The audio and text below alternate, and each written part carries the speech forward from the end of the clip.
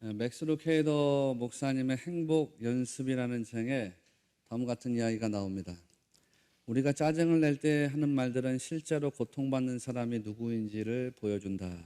그런 거예요. 그러면서 마음에 안 들어, 눈에 거슬려, 신경을 긁어. 이런 게 누구의 마음이고, 누구의 눈이고, 누구의 신경인가? 이런 질문을 해요. 그러면서 이제 결국 그게 우리 마음이고, 우리 눈이고, 우리의 신경이다라는 이야기를 하는 거죠. 내가 사람들에게 짜증을 낸단 말이에요. 난 마음에 안 들어, 저 사람이. 내 눈에 거슬려.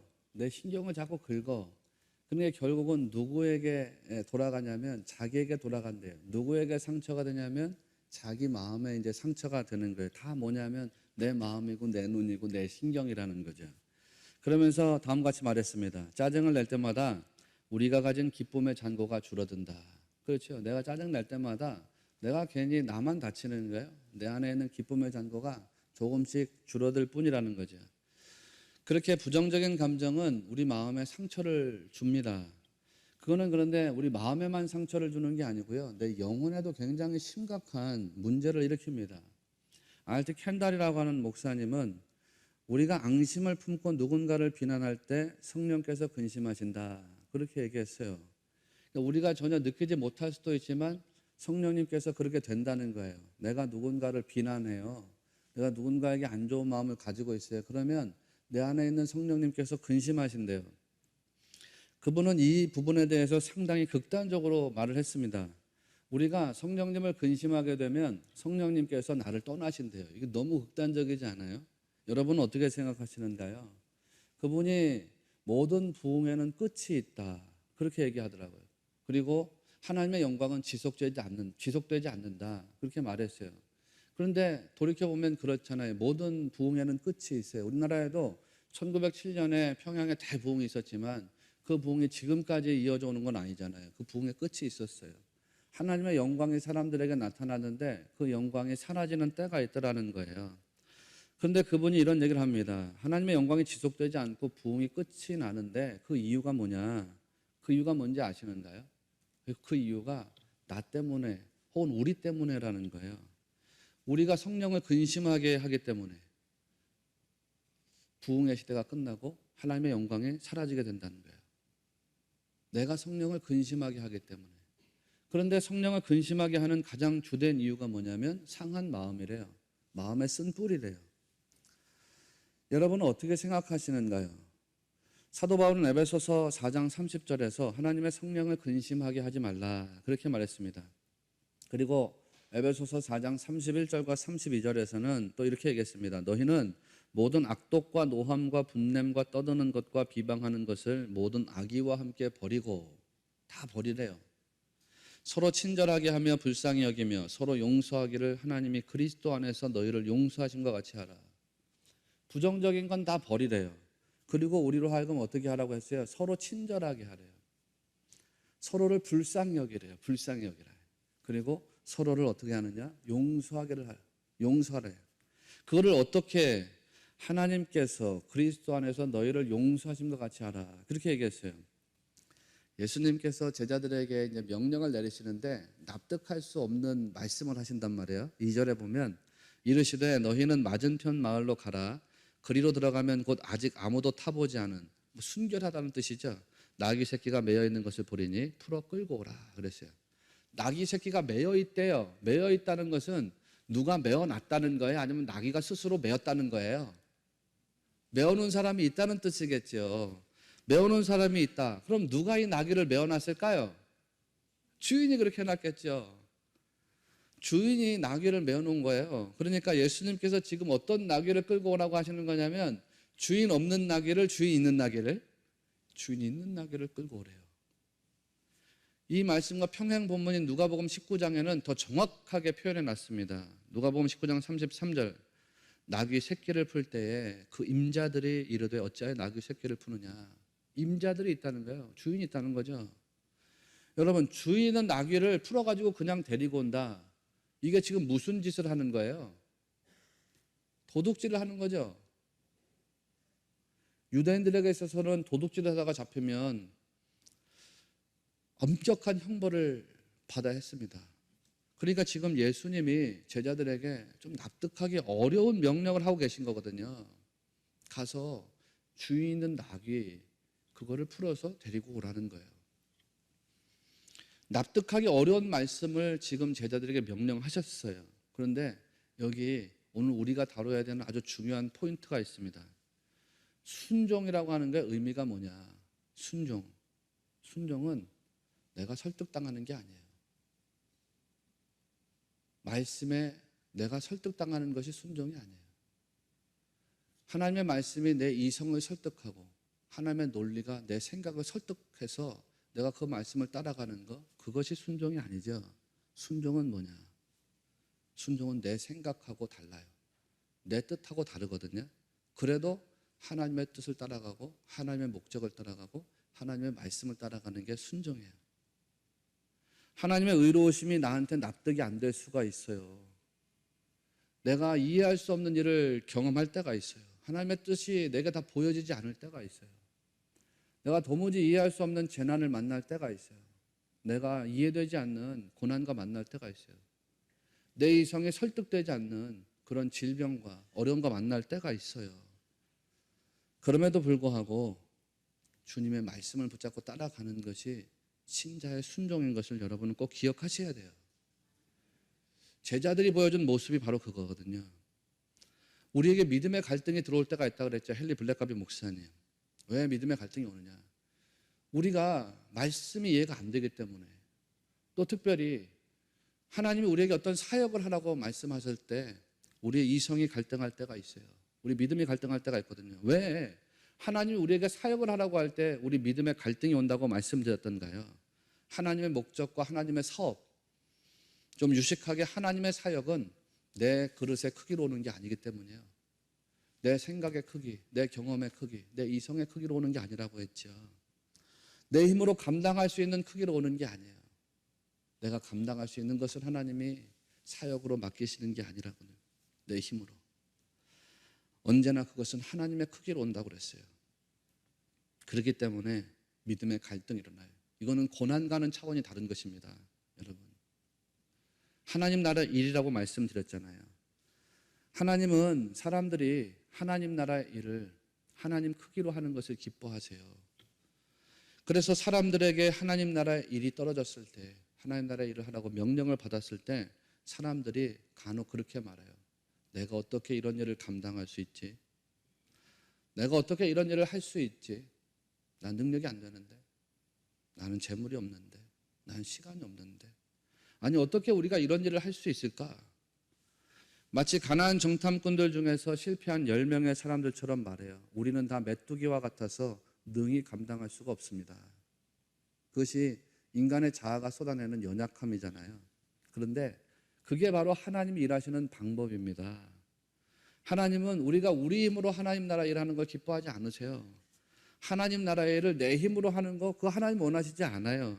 하나님은 우리가 하나님 나라의 일을 하면서 하나님의 성품을 경험하고 하나님의 능력을 경험하고 하나님 나라의 역사를 체험하기를 원하시는 분인 것을 꼭 믿으시기를 바랍니다.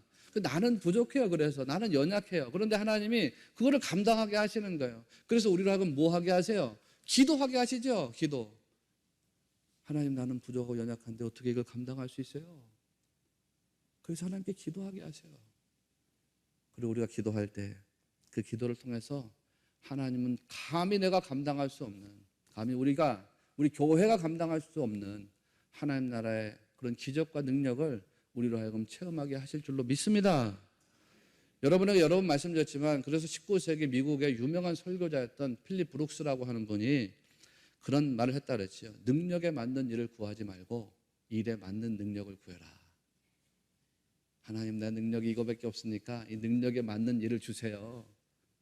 그런 걸 구하라고 한 게 아니에요. 그런 거 구하지 말고 일에 맞는 능력을 구하래요. 하나님, 이 일이 어마어마한데 어떻게 이걸 내가 감당할 수 있겠어요? 그러니까 그 일에 맞는 하나님의 능력을 주세요. 여러분, 우리는 그저 연약한 질그릇에 불과하지만 하나님의 능력이 우리 안에 부어지면 역사는 힘이 다를 줄로 믿습니다. 바울이 분명히 얘기했죠. 심히 큰 능력은 하나님께 있고 우리에게 있지 아니하다 그랬어요. 능력이 나한테 있어요? 하나님에게 있어요? 하나님에게 있는 줄로 믿습니다. 그러니까 결국은 순종의 답이 있어요. 제자들이 예수님 말씀에 순종했더니 어떤 일이 일어나요? 아주 신비로운 일이 일어나요. 사람들이 따지지도 않고 그대로 제자들에게 나귀를 내어주었어요. 6절, 제자들이 예수께서 이르신 말대로 말한데 이에 허락하는지라. 제자들이 예수님께서 이르신 대로 했다는 거예요. 다른 말 할 필요가 없었다는 거예요. 예수님이 하라고 하신 대로만 했다는 거죠. 그냥 순종하기만 하면 됐다는 거예요. 그러면 체험이 일어나는 거예요. 예수님께서 제자들에게 뭐라고 말씀하셨어요? 3절에 보니까 만일 누가 너희에게 왜 이렇게 하느냐 묻거든 주가 쓰시겠다 하라. 그리하면 즉시 이리로 보내리라. 그러니까 제자들이 가서 예수님이 하신 대로 그냥 이야기를 전했어요. 그랬더니 사람들이 허락해 줬대요. 뭘 이야기해요? 제자들이 예수님에게 순종했더니 다른 사람들도 예수님에게 순종했다는 거예요. 예수님 말씀에 제자들이 따라갔더니 다른 사람들도 예수님 말씀에 따라왔다는 거예요. 여러분, 오늘날에도 우리에게 이것이 중요합니다. 이스라엘 정탐꾼 12명이 보고를 했는데 여호수아와 갈렙을 제외한 나머지가 부정적인 보고를 했어요. 그러니까 하나님 화가 났어요. 내가 너희들 말한 대로 그대로 갚아줄 거야. 그러면서 너희 중에 아무도 가나안 땅을 볼 수가 없을 거야. 민수기 1장과 2장에서 계수되었던 60만 대군이 다 가나안 약속의 땅을 보지 못하고 광야에서 죽어졌어요. 딱 2명만 제외하고 여호수아와 갈렙. 어떤 사람은 약속을 봤는데 성취했는데 왜 어떤 사람은 약속을 성취하지 못했을까? 절대 다수로 약속을 성취하지 못한 사람들의 핵심적인 문제가 뭐였던가 보니까 불순종이고 불신앙이에요. 말씀 믿지 못해. 반면에 어떤 사람이 약속을 성취한 사람이 되었던가 보니까 하나님 약속을 붙잡았던 사람이에요. 말씀을 신앙했던 사람이에요. 순종했던 사람이에요. 신명기 1장 36절에서 그것을 분명히 이야기했습니다. 오직 여분네 아들 갈렙은 온전히 여호와께 순종하였은즉 그는 그것을 볼 것이요 그가 밟은 땅을 내가 그와 그의 자손에게 주리라. 갈렙이 하나님께 순종했대요. 밀레 아하레, 이 말의 뜻은 하나님을 온전히 따랐다, 그런 뜻이에요. 갈렙이 하나님을 온전히 따랐대요.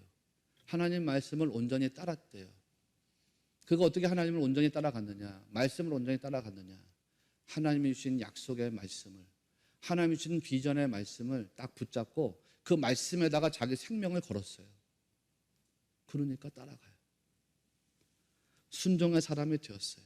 그러니까 약속의 말씀을 성취했어요. 다시 말씀드리지만 오늘날 우리에게도 이것이 중요합니다. 하나님 말씀 정말 완전히 신뢰하고 그 말씀에 순종하는 것이 가장 중요한 줄을 꼭 믿으시기를 바랍니다.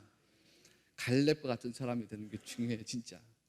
제가 성경에서 가장 좋아하는 사람은 모세도 아니고 여호수아도 아니고 바울도 아니고 누구라고요? 갈렙. 그래서 아들을 낳았을 때도 이름을 갈렙이라고 질려 했단 말이에요. 여러 차례 말씀드렸지만. 근데 갈렙의 뜻이 개라는 뜻이잖아요. 충성스러운 개. 이름이, 내 성이 황신데 우리 아이가 학교 다니다가 야 황견아 넌 누렁이구나 누렁이. 그렇게 놀림받을까 봐 감히 짓지 못하고 내 아내의 이야기에 따라가지고 갈렙은 충성스럽게 하나님을 따라서 하나님 은혜를 받았으니 우리 아이도 충성스럽게 하나님 따라가다가 하나님 은혜를 받는 아이가 되어야 되겠다. 그래서 은총이라는 이름을 줬단 말이에요. 여호수아와 갈렙은 어려운 환경을 봤지만 그 환경 속에서 굴복하지 않았습니다. 하나님의 말씀을 정확하게 붙잡고 그 말씀에 생명을 걸었어요. 그 말씀을 믿음의 반석으로 세웠어요. 여러분도 그렇게 되시기를 바랍니다. 환경이 어려울 때가 있어요. 지금도 어렵지만 이해할 수 없는 고난과 재난들을 만날 때가 있어요. 지금도 그럴지 모르겠지만 내가 받아들일 수 없는 질병과 만날 수도 있어요. 혹시 지금 그럴지 모르겠지만 그럴 때 믿음이 흔들리려고 하거든요. 그러나 진짜 신자는 어떤 고난과 역경에서도 주님을 신앙하고 주님 말씀 붙잡고 따라가야 되는 것을 꼭 믿으시기를 바랍니다. 주님 약속하신 말씀에 내 생명 갖다 붙이면 그 말씀으로 하나님이 역사하실 것을 여러분 반드시 믿으시기를 바랍니다. 그러면 체험이 되는 거예요. 진짜 기적을 체험하는 거예요. 우리 교회가 이렇게 기적을 체험하는 교회가 됐으면 좋겠단 말이에요. 중세 스콜라 철학을 잘 아시죠? 스콜라 철학의 아버지라고 불리는 안셀무스라고 하는 분이 있어요. 이분이 되게 유명한 신학자이기도 해요. 이 안셀무스가 이렇게 하나님에 대해서 고백한 적이 있습니다. 하나님은 우리가 상상할 수 있는 영역에서 최고의 존재이시다. 그뿐만 아니라 하나님은 우리가 상상할 수 없는 영역에서도 최고의 존재이시다 그랬어요. 여러분 믿으시죠? 하나님은 내가 상상할 수 있는 영역에서나 상상할 수 없는 그런 영역에서나 최고의 존재이신 것을 꼭 믿으시기를 바랍니다. 그 믿음으로 우리가 순종하자. 말씀에 딱 붙잡혀서 그런 살아있는 믿음을 가지고 살아갈 때 기적을 보게 되고 전능하신 하나님의 살아있는 능력을 보게 될 줄로 믿습니다. 마지막으로 모든 영역에서 예수님의 주인 되심을 인정해야 된다는 거예요. 주님이 제자들에게 하신 말씀을 다시 보려고 합니다. 3절을 보시면 만일 누가 너희에게 왜 이렇게 하느냐 묻거든 주가 쓰시겠다 하라. 그리하면 즉시 이리로 보내리라. 이 말씀은 굉장히 중요한 구절이에요. 이 말씀 한 구절을 어떻게 보느냐에 따라서 우리가 이 성경 전체를 대하는 관점이 달라지게 돼요. 여기에 우리말로는 번역되지 않은 헬라어 단어가 하나 있어요. 물론 하나는 아니지만 한 두 가지 정도가 있는데 그중에 핵심적인 단어는 팔린이라고 하는 단어예요. 여러분 팔린, 헬라어로 단순하게 말하면 다시라는 뜻입니다. 다시라는 뜻. 이 단어가 우리말 성경으로는 번역되지 않았거든요. 근데 이 말을 NIV 영어 성경에서는 어떤 식으로 번역해 놨냐면 예수님께서 쓰시겠다고 말하라고 했어요. 주께서 쓰시겠다 하라. 그리고 다 쓰고 난 다음에 다시 너한테 갖다 주겠다고 이야기해라. 그런 식으로 번역해 놨어요. 그런데 여러분, 팔린이라고 하는 것은 그런 뜻으로 쓰여진 단어가 아닙니다. 이 단어는 단순하게 말하면 다시. 이 단어 하나를 어떻게 해석하느냐에 따라서 우리의 신앙관이 달라지고요. 이 말씀 전체를 대하는 관점이 달라지게 돼요. 팔린은 예수님께서 제자들에게 말씀하셨어요. 주님께서 쓰라. 주께서 쓰시겠다고 전하라. 그러면 그 사람이 즉각적으로 다시 나귀를 돌려줄 것이다. 미묘한 뉘앙스의 차이를 지금 느끼셨어요? 주님께서 쓰시겠다고 말해라. 그리고 나서 주님이 다시 너에게 돌려줄 것이라고 이야기해라. 그게 아니라 주님께서 쓰시겠다고 말해라. 그러면 그 사람이 즉각적으로 다시 나귀를 돌려줄 것이다. 여러분 느끼셨어요? 아멘. 느끼셨기를 정말 간절히 소원합니다. 예수님이 제자들에게 명령했어요. 가서 주님이 쓴다고 이야기해. 그러면 그 사람이 그 나귀를 나한테 다시 돌려줄 거야. 그 나귀의 주인이 누구라는 거예요? 나귀를 맨 사람이 나귀의 주인이라는 거예요? 예수님이 나귀의 주인이라는 거예요? 예수님이. 지금 예수님이 엄청난 말씀을 선포하고 계신 거죠. 예수님이 그 나귀의 주인이라는 거예요. 그 나귀를 묶어놓은 사람이 주인이 아니라 예수님이 그 나귀의 소유주가 되신다는 거예요. 지금 뭘 선포하고 있어요? 예수님이 주권자가 되세요. 예수님이 인생의 주인이 되세요. 예수님이 우리 모든 소유의 주인 되세요. 예수님이 우리 구원의 주인이 되세요. 예수님이 내 생명의 주인이 되세요. 그거를 선언하고 있어요. 마가가 본문에서 그거를 계속 의도적으로 드러내려고 하거든요. 마태도 똑같아요. 예수님이 가시는데 사람들이 자기의 겉옷을 예수님에게 갖다 펴요.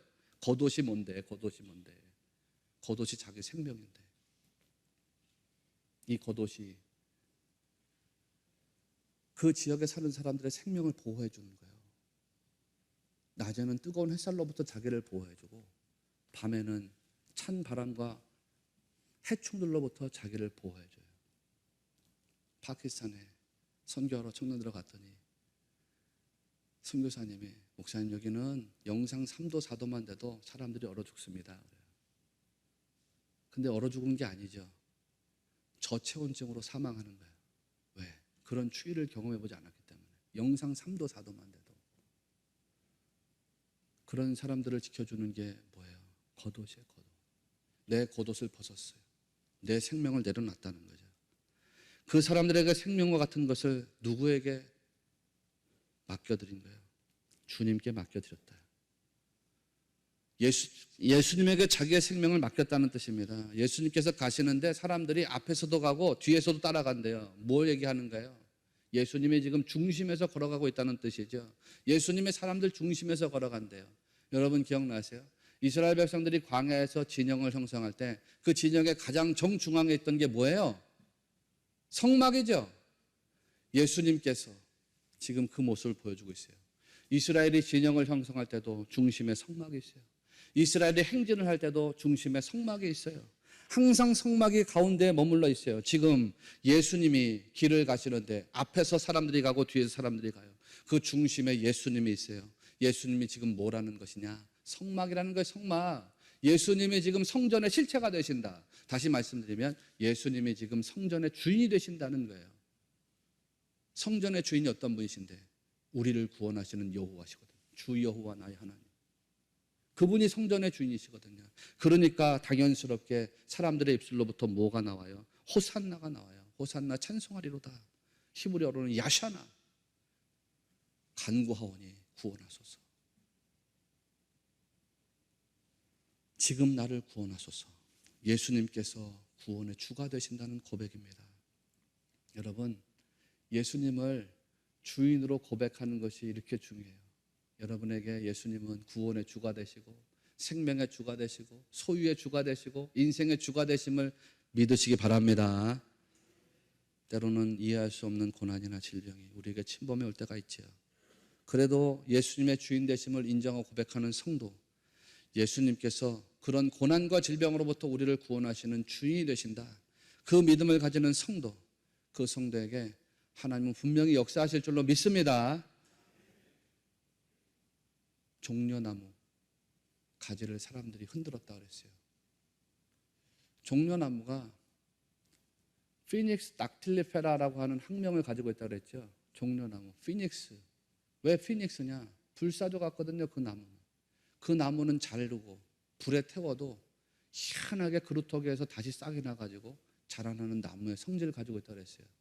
그래서 유대 사람들이 종려나무 그러면 그거는 부활을 상징하고 영광을 상징하고 승리를 상징하고 그런다고 했죠. 예수님이 올 때 우리 예수님이 우리를 그렇게 살려내실 거야. 우리를 구원하실 거야. 우리를 다시 일으켜 세우실 거야. 우리를 회복하실 거야. 피닉스 닥틸리페라 그걸 흔들면서 주님의 생명의 구원을 기대했단 말이에요. 실제로 예수님 종려주일이 지나서 심각한 고난을 당하십니다. 그리고 성금요일에 십자가에 달려 순교하십니다. 그러나 부활의 주님이 되셔서 우리를 영원한 생명으로 다시 구원하셨습니다. 성금요일, 돌아오는 금요일이 성금요일. 다 오라고 했죠, 여러분. 다 오셔요. 오셔서 성금요일. 이 성금요일을 영어로는 뭐라고 한다고요? Good Friday. 예수님이 십자가대로 돌아가신 날이지만 나쁜 날이 아니라는 거예요. 저주의 날이 아니에요. 왜 이 날이 좋은 날이냐? 그날은 저주의 날이 아니라 구원으로 가는 문이 열리는 날이기 때문입니다. 왜 예수님 십자가 달리신 그날이 사망의 날이 아니라 Good Friday, 좋은 날이냐? 주님이 십자가 달려 사망한 것으로 끝난 것이 아니라 우리를 영원한 생명으로 인도하시는 구원의 문이 열려진 날이기 때문입니다. 예수님이 주인 되셔서 인류를 구원하신 그날이다 이 말씀이에요. 여러분, 광야를 통과해야 가나안이라고 했지요. 십자가를 통과해야 영광이라고 했지요. 부활에. 고난을 통과해야 기쁨의 면류관이 있다 했지요. 오늘 말씀의 제목처럼 좋은 풀이라고 하는 것은 결코 깨끗한 흙에서 나오지 않습니다. 좋은 풀은 온갖 거름이 섞여져야 되고 온갖 썩어진 이파리들이 섞여야지 좋은 풀이 나오게 되죠. 우리 인생도 광야의 연단을 통해서 훌륭한 믿음의 반석이 세워집니다. 그런데 어떻게 우리가 그런 고난의 길을 묵묵하게 이겨낼 수 있을까? 예수 그리스도께서 내 인생의 주인 되심을 고백할 때, 그리고 인정하고 그걸 환영하고 받아들일 때 우리가 어떤 환난도 고난도 다 이겨내는 믿음으로 통과하게 될 줄을 믿습니다. 여러분이 그렇게 예수 그리스도의 주인 되심을 모든 영역에서 인정하시면서 모든 것이 합력하여 선을 이루게 하시는 하나님의 역사를 체험하는 복된 성도들이 되시기를 주님의 이름으로 축원합니다.